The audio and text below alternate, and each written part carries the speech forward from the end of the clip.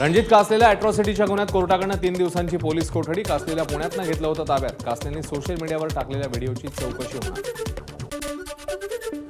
26/11 हल्ल्याचा आरोपी तहव्वूर राणाकडनं नॉनव्हेज जेवणाची मागणी. मात्र जेल प्रशासनाकडून नियमाप्रमाणे फक्त व्हेज जेवण.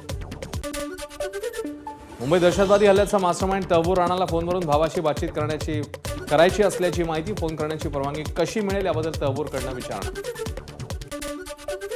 उपमुख्यमंत्री एकनाथ शिंदेंनी दिवंगत मातोश्री गंगूबाई शिंदेंना वाहिली श्रद्धांजली. आईच्या 6व्या पुण्यतिथी निमित्ताने भजन कीर्तनाच्या कार्यक्रमाचं आयोजन. या कार्यक्रमानं शिंदेंनी दिली भेट. उपमुख्यमंत्री एकनाथ शिंदे 3 दिवसांच्या दरेगाव दौऱ्यावर. शिंदेंनी कोयना विभागातील विकास कामांचा घेतला आढावा. स्थानिक नागरिकांशीही केला संवाद.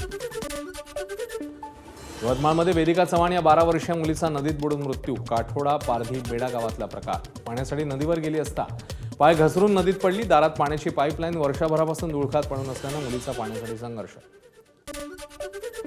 आदिवासी विकास विभागाच्या पुसद प्रकल्पाचं पथक यवतमाळच्या आर्णी तालुक्यातल्या काठोडा गावातील पाणी टंचाईच्या समस्येचा घेतला आढावा. यवतमाळच्या काठोडा गावातल्या घटनेनंतर प्रशासनाला जाग. गावात केवळ पाईपलाईनचं काम पूर्ण झाल्याचं अहवालात समोर. आवश्यक कागदपत्र ग्रामपंचायतीने न दिल्यानं टाकीशिवाय इतर काम अपूर्ण. यवतमाळच्या काठोडा पारधी बेड्यावर आदिवासी विकास विभागाचं पथक दाखल. माझाच्या दणक्यानंतर आदिवासी विकास विभागाची धावपळ. बंद पडलेल्या हँडपंपाला सुरू करण्यासाठी सोलर पॅनल घेऊन पथक दाखल. नादुरुस्त पंप सुरू करण्याचे प्रयत्न सुरू. अनुसूचित जाती जमाती आयोगाकडनं माझाच्या बातमीची दखल. वेदिका चव्हाण मृत्यू प्रकरणी अधिकाऱ्यांना 7 दिवसात अहवाल सादर करण्याचे दिले निर्देश. सत्य परिस्थिती समोर आणल्याबद्दल माझाचे मानले आभार.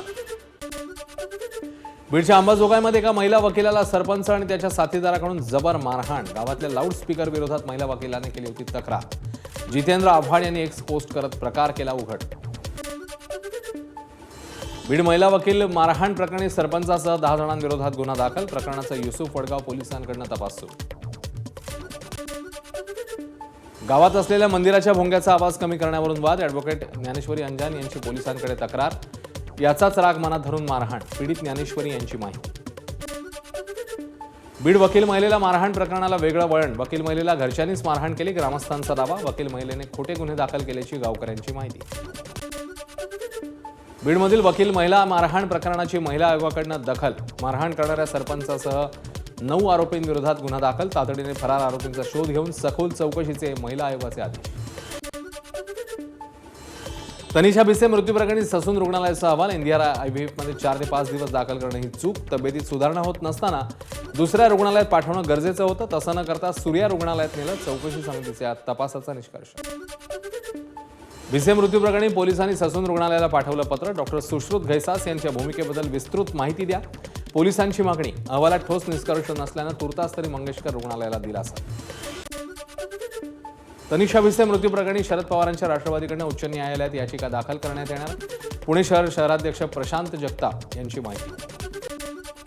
बीडच्या जिल्हा रुग्णालयातील मातीच्या मृत्यू प्रकरणाचा प्राथमिक अहवाल प्राप्त. डॉक्टरांना क्लीन चिट. तर नातेवाईकांकडून पैसे घेणाऱ्या रुग्णालयातील पहिल्या सेविकेचं निलंबन. 2 स्टाफ नर्सचीही उचलबांगडी. पुणे शहरातला भिडे पूल 1.5 महिना वाहतुकीसाठी बंद असणार. मेट्रोचं काम सुरू असल्यानं पूल बंद करण्याचा निर्णय. त्यामुळे संध्याकाळच्या वेळी वाहतूक कोंडीची शक्यता. कल्याण ग्रामीणचे आमदार राजेश मोरे यांच्याकडे रस्ते विकास महामंडळाच्या अधिकाऱ्यांसह पलावा काटाई उड्डाणपुलाची पाहणी. 31 मे पासून पूल वाहतुकीसाठी खुला होणार. ठाण्यामध्ये कंत्राटदार महासंघाची राज्यस्तरीय बैठक. थकलेली देणी न दिल्यास शासनाला न्यायालयात खेचू. महाराष्ट्र राज्य कंत्राटदार महासंघाचा इशारा. कल्याणजवळील बल्ल्याणी ते टिटवाळा दरम्यान केडीएमसीची धडक कारवाई. फुटपाथवर अतिक्रमण करणाऱ्या टपऱ्यांवर कारवाई. आतापर्यंत 136हून अधिक अनधिकृत टपऱ्या जमीनदोस्त. देशातील पहिला डिजिटल अरेस्ट रक्षक हेल्पलाईन नंबर जाहीर. मुंबई पोलिसांकडून सायबर फ्रॉड प्रकरणी पहिलं पाऊल. डिजिटल अरेस्टच्या प्रकरणात वाढ होत असल्यानं मुंबई पोलिसांचा निर्णय. जळगावातील पोलीस उपनिरीक्षक दत्तात्रय पोटेंचा संशयित आरोपीला फोन. ड्रग्ज प्रकरणातील फरार संशयिताशी 352 वेळा फोनवरून संवाद. तपासानंतर पोलीस दलामध्ये एकच खळबळ. जालन्यामध्ये राज्य जीएसटी विभागाचा छापा. SG देविदान इन्फ्रा प्रायव्हेट लिमिटेड कंपनीच्या कार्यालयात 3 दिवसांपासून तपासणी. या कंपनीकडून इतर बोगस फॉर्म सोबत व्यवहार करून जीएसटी दडवल्याचा संशय. एबीपी माझा, उघडा डोळे बघा नीट.